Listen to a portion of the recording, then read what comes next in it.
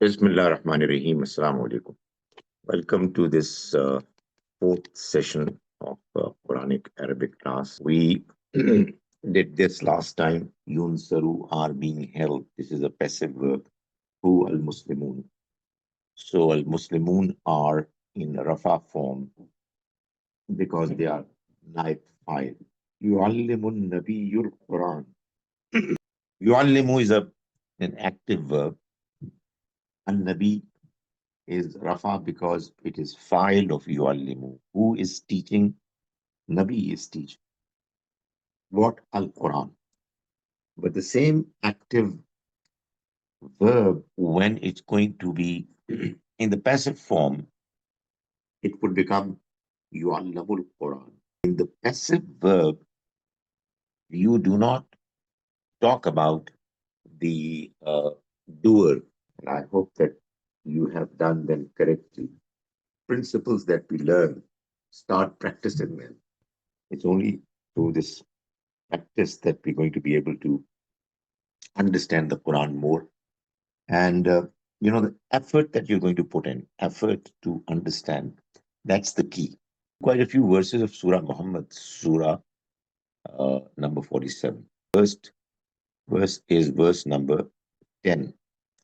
Afalam yasiru fil ard. Have they not traveled on the earth? وَيَنْظُرُوا and have seen كَيْفَ كَانَ عَاقِبَةُ الَّذِينَ مِنْ قَبْلِهِمْ. What was the eventual result? What was the end of those who came before them? Dammar Allahu alayhim. So here we have Dammar Allah. Dammara is he destroyed. Allah is in Rafa form. Who destroyed it? Allah destroyed. So Allah is Rafa because Allah is file.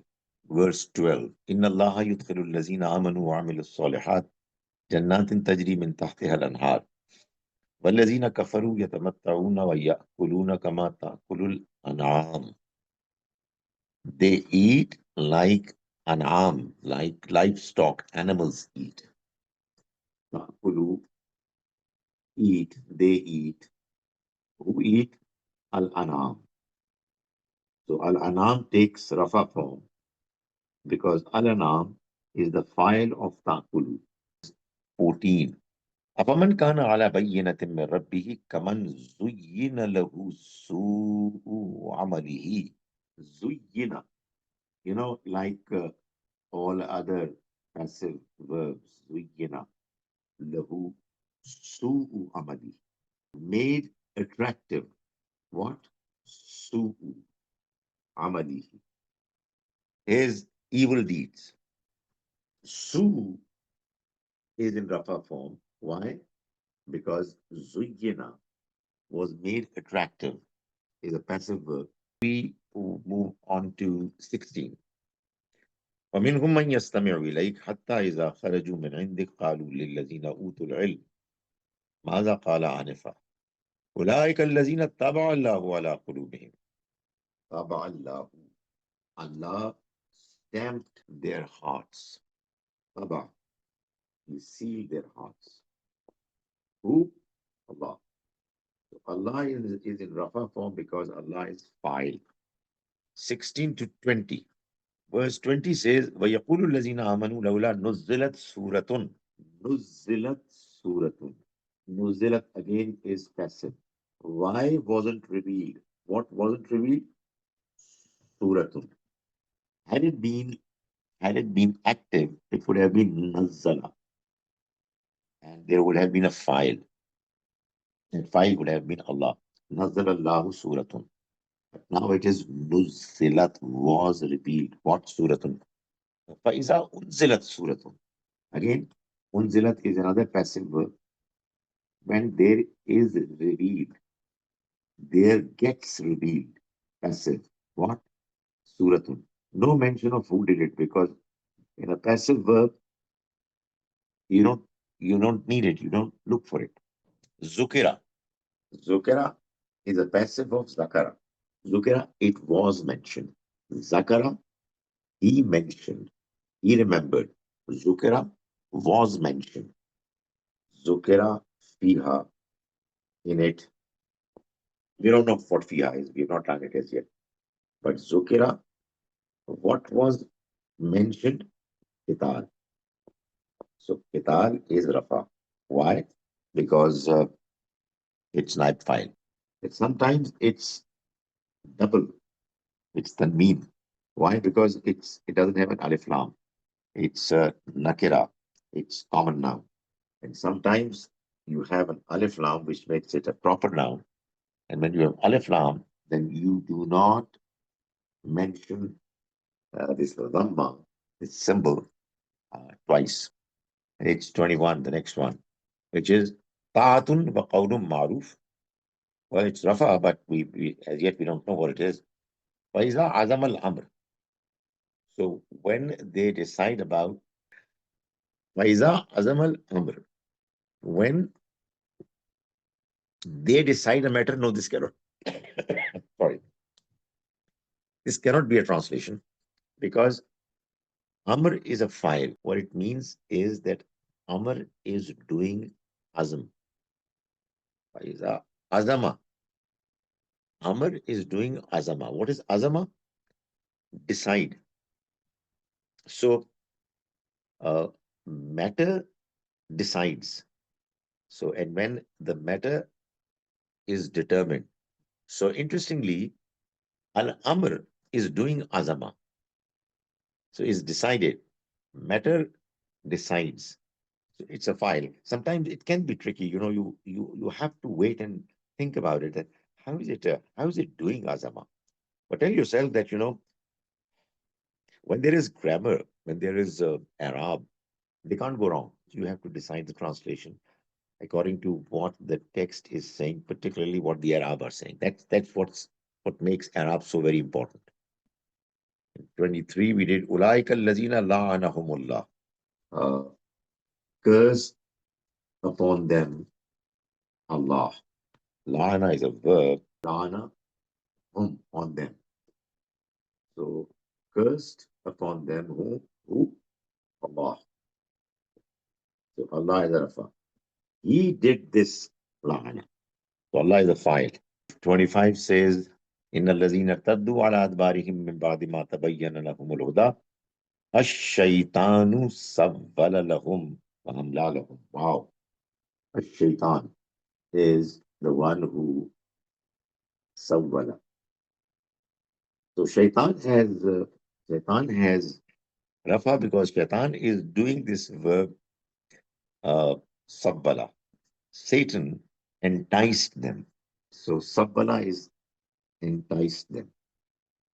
But this time round, what we've seen is that unlike in most of the cases, uh, the file has come before the verb, which is possible. I mean, normally you'd have the verb coming first and then the doer of it, the subject of it. But sometimes when you want to emphasize on the file, you bring it before, like here, the Almighty would want to emphasize that it is Satan who enticed them.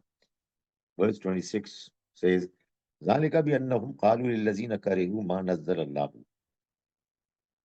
So, سَنُطِيعُكُمْ فِي بَعْضِ الْأَمْرِ وَاللَّهُ يَعْلَمُ إِسْرَارَهُم. So, one is مَا نَزَّلَ اللَّهُ. Nazala, he revealed. Who revealed? Allah revealed. And the other one is Wallahu ya'lamu israram. So here, like in the case of this one, Allah has come first and then has come the verb ya'lamu. Today I would like to introduce the other two reasons for nouns to appear in rafa form. When I will have mentioned these two reasons, then we will have, we'll be completing all four reasons, all four famous, frequently occurring reasons why nouns appear in rafa form. We'll be then able to confidently look at the nouns that are in rafa form in the Quran and make an attempt to figure out why are they in rafa form. We know that we have learned the basics, but beyond those basics, there are complexities. Rafa in nouns come because of file, naib file. Number three, muqtada, and number four, khabar. So I am introducing the last two at the same time together. Why? Because they come together.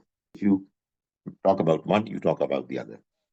When you talk about sentences, sentence is a statement, is an expression which conveys complete sense. Khalid, book, uh, weather. These are not statement. These are not sentences because they're not conveying complete statement, complete message. Interestingly, it is said, and I don't want to go into the details of it, but it is an interesting understanding that in languages in general, well, Arabic under discussion in particular, there is no mention of any meaningful expression except that it comes as a statement, as a sentence.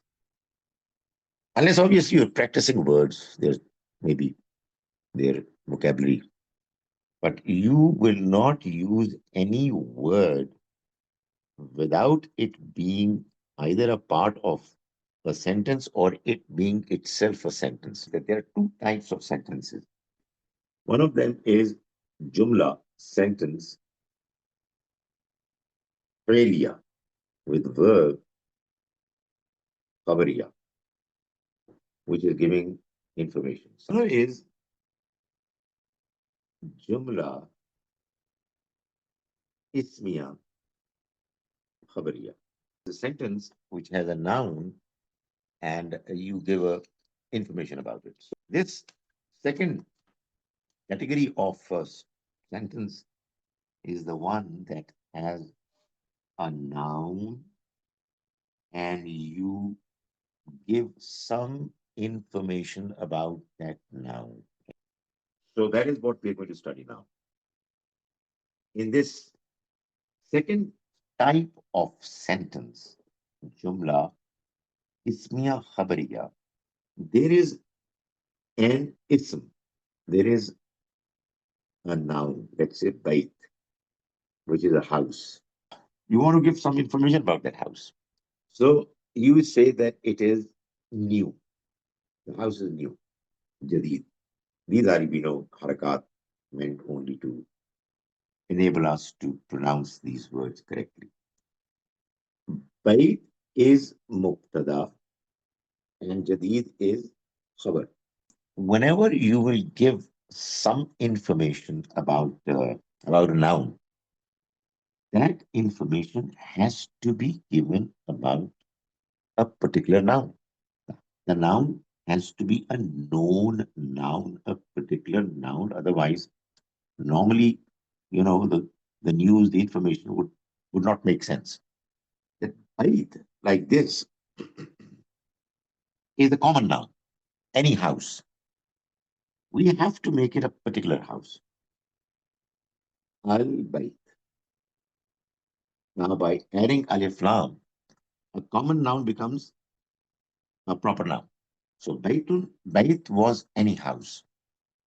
And Al Bayt is a particular house. That house, the house that I and you both we have in common in our mind, the house that we're talking about. Jadid is a khabar. Jadid is going to be normally nakira, common noun. When you have a statement like this, you will have both muqtada and khabar. They will be rafa. Al Baytu Jadid, the house is new. But with this construction, the is of English or hai of Urdu would become a part of it. It conveys a full sense of a full statement. The other example is you may have a noun that is already proper noun, like Z. Now, Z is already proper, and you say Zaid is an alim. Zaidun alimun. That is the mubtada with which the sentence begins, about which you have got to you are to give a news, and alim is the khabar. Jumla ismiya khabariya. You have two parts. One is the mubtada, which is generally speaking quite often is proper noun, and the khabar is quite often, generally speaking, a common noun. If there are any changes, uh, departures from the rule, there has to be a reason for it. That's not about all. You see, whereas we have seen that in the statements, in the sentences that are that give information about something that had happened, verb, you know exactly what the tense was, past, present, or future. Nonetheless, always, whenever there's a statement, has to be either something happening in the past or present or future. Al-Baytu Jadidun. Quite often, it is translated as the house is new. But the fact of the matter is that it potentially has all three tenses. In other words, potentially it can be translated equally correctly in all three tenses. Al-Baytu Jadidun could mean the house was new. Al-Baytu Jadidun could mean the house is new. Al-Baytu Jadidun could mean the house will be new. So, for instance, if the story is that long time ago, there was a couple that lived in a house. The house was new. So you see, my friend lives in a house. Al Baytu Jadid. The house is new. In the paradise, the Almighty is going to give good, pious people a house. Al Baytu Jadid. The house will be new. Okay. Just to give you a very, very, very interesting example. I don't want you to go too deep into it, because the Arabic part of it is something which is which is something we will not be able to understand right now completely fully. This is a very interesting verse 20, verse 26 of Surah Nur. I just give you the beginning part of it just to give you an understanding about how this principle, when not properly understood, sometimes is, it creates mistakes, blunders. Al Khabithat, starting with perfectly the same manner that we are familiar with. Rafa. Al Khabithatu lil Khabithina. Khabithina. Right. Quite often the translation done of it is, I don't know why, honestly, there's no reason, but that's how it is normally done. Impure women have impure men. That's not possible. That's wrong. The translation is, impure women will have impure men as their spouses, and vice versa. Okay, simple examples could be Allahu Waliyun. Allah is the friend, protecting friend. Waliyun. Quite often you would find Allahu Waliyun. Allah is knowledgeable. And is, I'm saying, because the context requires, demands that it should be is, but it could be was, it could be will be. All are valid. Okay, I'm going to give you the understanding of the fact that you have done already this part. I'm going to do it quickly, so please. Mu'minani and Mu'minuna, right? Then we have Mu'minatun, Mu'minatani, and it's all, and Mu'minatun. Alimun, Alimani, Alimuna. Alimatun, one alim man, two alim men, many alim men, one alim woman, two alim women, and many alim women, alimatun. Started talking about Mubtada Khabar. Quite often you would need uh, an understanding of these words and the way they are created. You would want to say one believing alim knowledgeable man. One, believing believer, alim man. Al mu'minu is an alim. Believing man is an alim. This is mubtada and this is khabar. Two believing men will say al mu'minani. Now, when I say two believing men, I obviously it means two particular believing men that we know. They are alimani.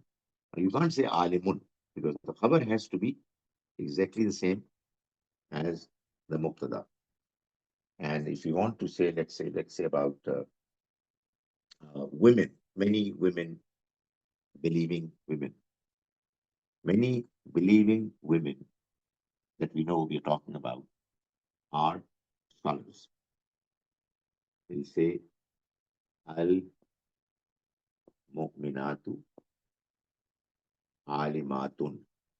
Potentially, we have now done all four reasons for Rafa.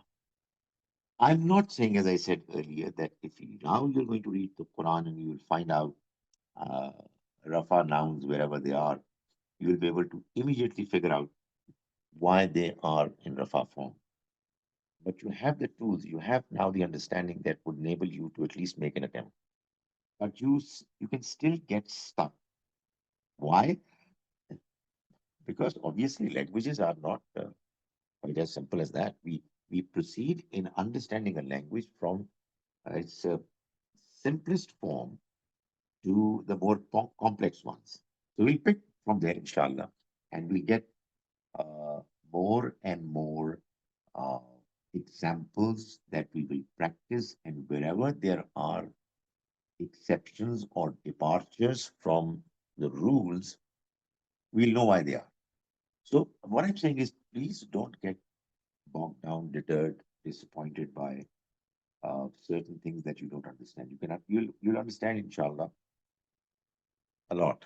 I wanted to say everything, but I can't say that. But you'll understand a lot. One or two examples from the Quran about what we have done. So here is Surah Al-Qiyamah, Surah number 75, verse 9. Uh, Jala means he joined. Ashams is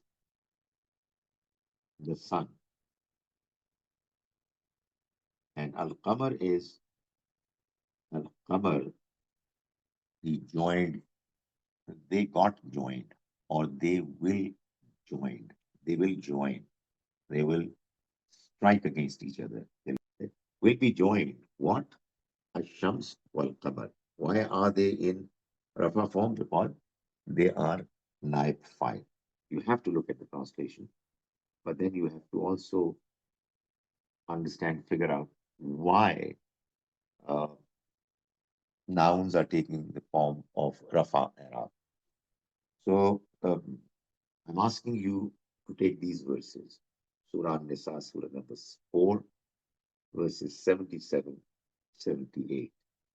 Now, potentially, you know all all the reasons, all the four reasons, but I keep warning you, reminding you that doesn't really mean that you will understand them fully. If you don't understand them, don't be too disappointed. 93, 102 is another, 103, and we have Surah number 7, 71 verse, and 73. Jumya. Jama means he joined. Jumya, they got joined. Assalamu alaikum wa rahmatullahi wa Right. barakatuh. Going back to Surah Muhammad sallallahu alaihi wasallam, I chose Allahu as the Rafa noun, and which was correct. But then I also found Aqibatu. Um, Which verse are you talking about? Verse sorry, ayah number 10. Would that be Rafa? Aqiba is Rafa, yeah. So you're asking me why? I've not actually, you see, we have talked about it and we have not talked about it. It is, you know, kana, which begins a sentence, and it is said that the muktada of kana comes in rafa form. Kana aqibatul lazina min qablihim. So that was the eventual result of those people who came before them. Just leave it for the time being. Two things. For Rafa, we finally concluded that it can be in four forms. It can be for four reasons. Okay, it can be four reasons. File, which is doer of a verb. Naib file, which can be a passive voice. Mubtada and khabar. Right. Sir, technically speaking, file, naib file, and khabar is clear to me. What is the sense of mubtada? Like file is a verb, naib file, passive voice, khabar is the news. Like to detect it, what should think about mubtada? Or it will always be joined with khabar? You see, whenever you give information about something, that information is covered. But that something is the real thing, that thing, that person, that place, that building, whatever, for an information to get attached to it. Mubtada is probably the more important of the two. So that noun is first identified, and that is why it is in most cases, it is the proper noun. And then when the noun is identified, then you tell, so what about it? What is the news? So Zad, you know Zad? Zad is a scholar. So I have a question about the assignment in today's class. Needless to say, I failed miserably. But for today's lecture, when you see ayat number 12, I kind of like see a relation, or is it there a relationship between Inna Allaha yudkhilul lazina amanu wa amilu? So does this qualify as muqtada and khabar in this ayat? Like yudkhilul lazina amanu wa amilu. You see, when we talk about verbs, then we categorize sentences that have verbs in them as sentences which are failure khabariya. So the sentences are then identified by the presence of verbs. And when you have a verb, then you are moving to another territory, another world, wherein you will have a file, the doer of it, and then a maf'ul. So let's have these two categories distinguished from each other. Although I must admit that there are grammarians who talk about them a little differently, but let's follow a certain pattern, a certain principle. You have sentences. Whenever a sentence has a verb, it's a sentence that will be then understood in the light of the principles that are associated with sentences of verb. When we have no verb in a sentence, then we are talking about a completely different category, which is the category of Jumla Ismiya Khabariya. So, Khalid sir, Assalamu alaikum. I just have a question from the previous assignment, like the one you gave. So, verse 12, I just want to understand what's incorrect about this.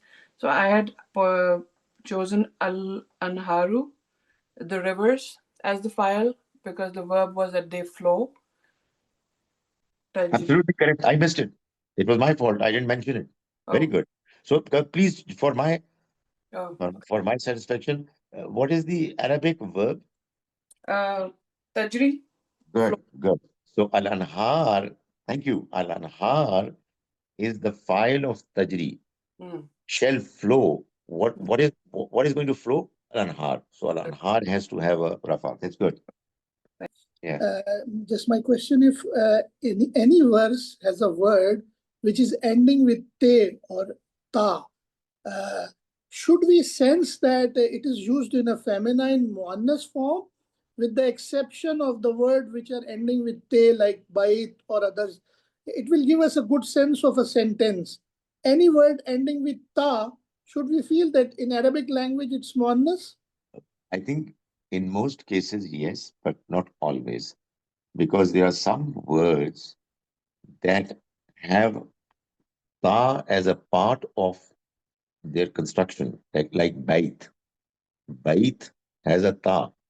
But yes, you're right. In most cases, if you have a te, that lying, tall, lying te, or that round te, they are the symbols of feminine nouns. So that's right. But as I said, well, in most cases, you will find that you have learned a certain principle, but then you will learn that there are certain exceptions. So, as a general rule, you're okay, you're fine with it. But be careful, sometimes it may turn out that the noun is actually not feminine.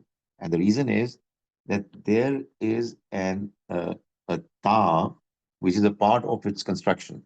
It's not the ta of it, of it getting categorized as feminine. If you have that small round ta, like abidatun, khalida, hasana, generally speaking, you are right. But sometimes you can still be surprised that the word may not necessarily be feminine. But yes, in majority of the cases, the round ta is a symbol of feminine noun. Uh, the long ta is also quite often a symbol of feminine noun. Assalamualaikum, sir. Right, sir. Sir, sometimes nouns come before verb, like Allahu ya'lamu, and sometimes vice versa, ya'lamu Allahu. So, what's the difference? Well, the principle is that if a sentence has verb, it's a sentence that, as I said, is jumla felia khabariya. And a normal, natural sentence with a verb would begin with a verb. However, there can be exceptions, and we had a few examples of exceptions today. The idea is when you have a noun uh, coming before a verb, then the noun is being emphasized. Ash-shaytanu sawwala lahum. It was Satan that enticed them. So there has to be a reason for the noun to appear before verb. Otherwise, normally, naturally, the sequence pattern is that verb will come first. The homework now is finding mubtada and khabar. Is that what you're? No. Now you've done all four. Now you have the entire package of Rafa. You at least understood it in principle. So what I'm saying is that the way we are going to proceed, inshallah, is that we will learn the principles, and then we will make an attempt to find out where these principles are getting applied, and we'll also find out that in some cases, probably in many cases, it's not making sense, as you yourself rightly pointed out. Kana aqibatu, what's going on? So in that case, you will have this question in mind that this problem has not been solved. This question is still not answered. Understanding has emerged. So that's how we learn. We learn gradually. Yes, I jazakallah. telling Assalamu alaikum, sir. right now. Sir, in verse 12 of Surah Muhammad, so the first part of it is Inna Allah yudkhilu. So in this, Allah is also like in Rafa form, right? Because Allah No, will no, admit. no. Allah is in Nasab. You see, Rafa, had Allah been Rafa, it would have been Allahu. This is Nasab. Yeah, that's what we are doing. Nasab probably will start from the next time. Before, maybe I'll spend the next time practicing a little more. But let's see. This is Nasab. So Okay, thank you. yudkhilu would be the knife file then. No. Yudkhilu is verb. So Yudkhilu we have not even touched. It's verb. Oh, Yes, Siddiqa said. Siddiqa. So what I understand is that khabar is like an adjective, but it's not really an adjective. It's a noun that acts like an adjective.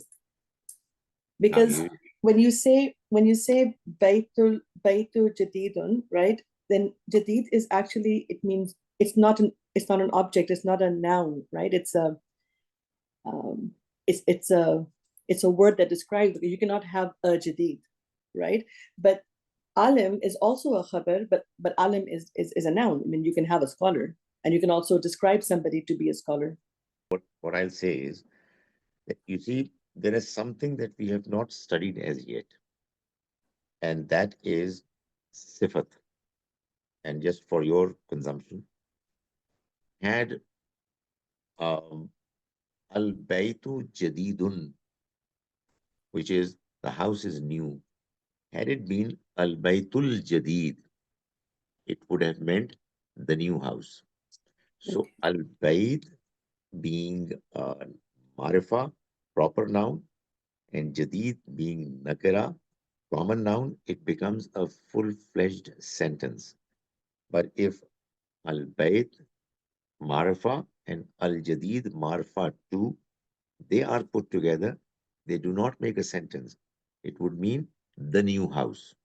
And you still need a khabar for it, whatever way you express it in English. Sir, I don't have a question. I just want to understand, like, how should we be practicing? Right now, like, let me share my modus operandi. So I kind of like pick some verses and I see their translation word by word and try to figure out like which word or which ism is in Rafa form and like whatever we learn. So is that the way to go forward, or like do you have any? No, Okay. that's what you should do.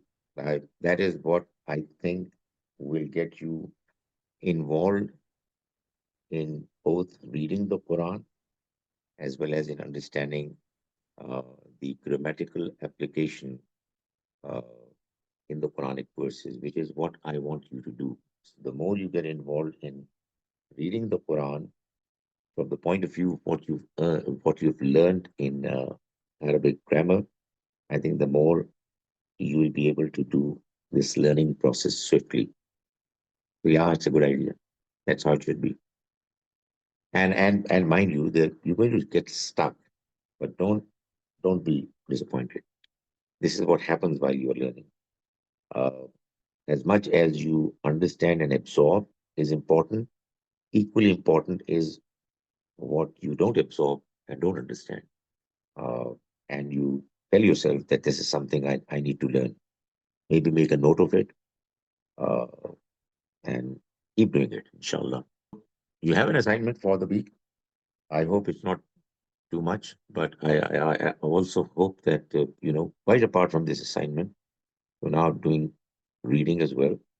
And you have these questions in mind, like, Aisha Rahim asked, in Allah, this is Nasab, this is not Rafa. So we have not done it. So, okay, hopefully we're going to do it the next time and we'll know what Nasab is and why is it different from Rafa. So, inshallah, that's going to keep your interest, curiosity alive, inshallah. Right? Okay. Then see you next Tuesday night or Wednesday morning. Assalamu alaikum wa rahmatullahi wa barakatuh.